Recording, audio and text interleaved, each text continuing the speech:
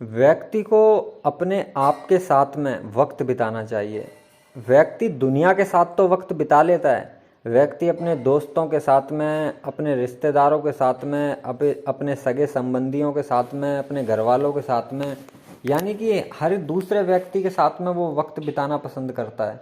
लेकिन व्यक्ति कभी खुद के साथ में वक्त बिताता है? तो जो व्यक्ति, अगर कोई भी व्यक्ति है किसी दूसरे के साथ में वक्त बिताएगा तो वो किसी दूसरे व्यक्ति को जान पाएगा कि उसको क्या पसंद है और उसको क्या नहीं पसंद है। लेकिन व्यक्ति जब अपने खुद के साथ में वक्त कभी बिताता ही नहीं है तो वो खुद को क्या जान पाता है कि मैं क्या हूँ, मैं कौन हूँ। व्यक्ति तो जब ही जान पाएगा जब किसी के साथ में वक्त बिताएगा। अब मान के चलो कोई व्यक्ति है, अब उस व्यक्ति के बारे में आप बिल्कुल भी नहीं जानते। जब आप उसके पास में उठना बैठना शुरू कर दोगे, कुछ समय बिताना शुरू कर दोगे, तब आपको पता चलेगा कि वो व्यक्ति का स्वभाव कैसा है, वो व्यक्ति को क्या पसंद है, क्या नहीं पसंद है। तो जब ही तो पता चल पाएगा जब आप उसके साथ में थोड़ा वक्त बिताओगे। तो ऐसे ही व्यक्ति अपने स्वयं के खुद के साथ में कभी वक्त बिताता ही नहीं है तो उसको स्वयं के खुद के बारे में कभी कुछ पता चल ही नहीं पाता। तो व्यक्ति को जो है अपने खुद के साथ में वक्त बिताना चाहिए। अब वक्त कैसे बिताना चाहिए? अकेले में खुद से उसको बातें करनी चाहिए। जैसे अगर वो कमरे में या कहीं पर भी अकेला बैठा है तो उसको अपने आप से ही खुद बातें करनी चाहिए।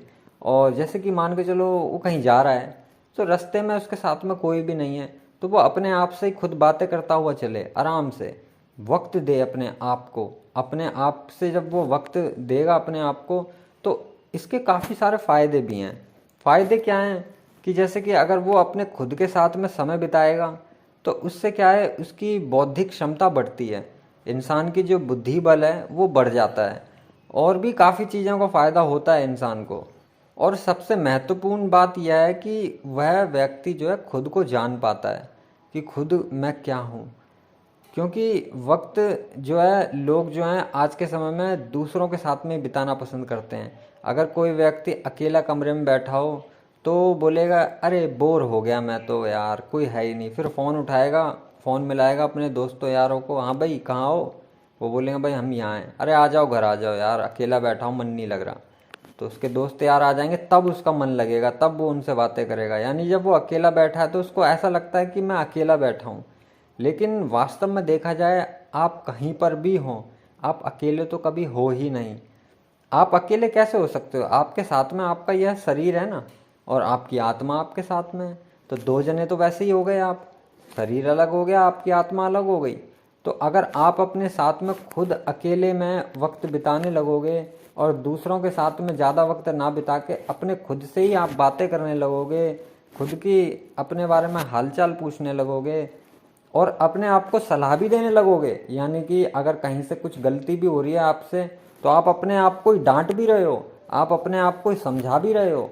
तो इससे क्या होगा, आपकी जो बौद्धिक बल है, बुद्धि है, वो बढ़ जाएगी, उसकी ताकत बढ़ जाएगी।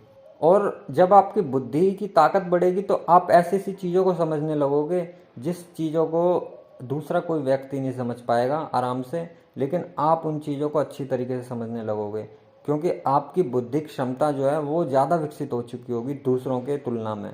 तो इसलिए अपने साथ में अकेले वक्त बिताओ, अपने आप को थोड़ा तो वक्त दो, ज़्यादा नहीं तो थोड़ा दे दो, लेकिन अपने को भी वक्त दो।